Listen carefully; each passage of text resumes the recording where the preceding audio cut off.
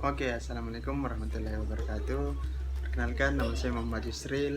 Saya salah satu mahasiswa dari kampus Universitas Negeri Makassar dengan nomor induk mahasiswa 2002 0350 2007. Di sini saya akan menjelaskan macam-macam sensor beserta fungsinya. Yang pertama adalah sensor MAP atau Manifold Absolute Pressure. Berikut adalah gambarnya. Fungsi sensor MAP yang utama adalah mengukur besarnya tekanan udara di dalam intake manifold sistem pembakaran mobil.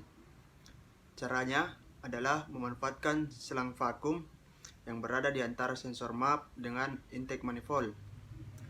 Dari selang tersebut dapat diketahui nilai kevakuman intake manifold. Namun, ada juga sensor MAP yang diletakkan dalam intake manifold sehingga bisa langsung mengukur tekanan udara.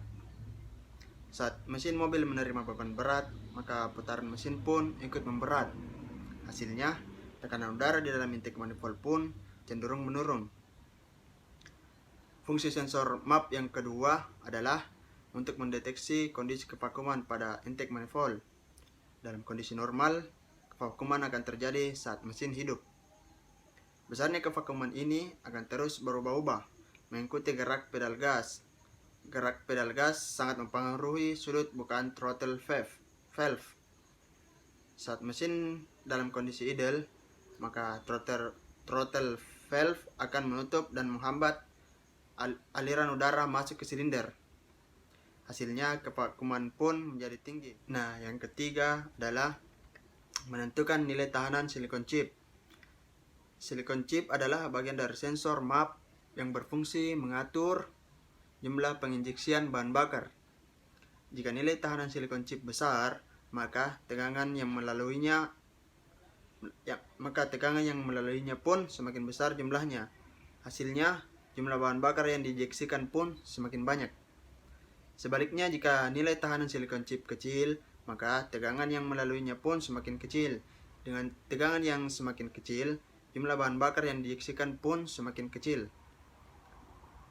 Yang terakhir ada fungsi sensor MAP mengirimkan data tekanan manifold kepada ECU atau Electronic Control Unit.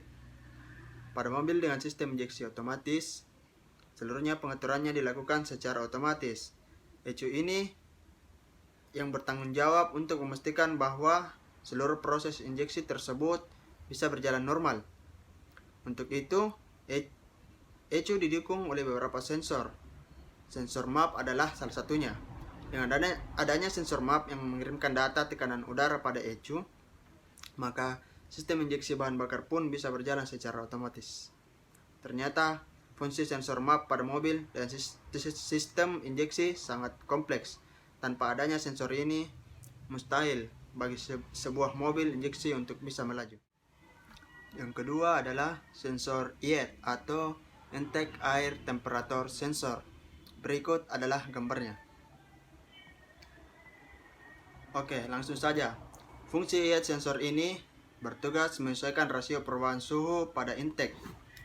Kemudian, informasi akan diterima oleh ECU dan jumlah bahan bakar akan dikirim sesuai dengan kondisi suhu mesin.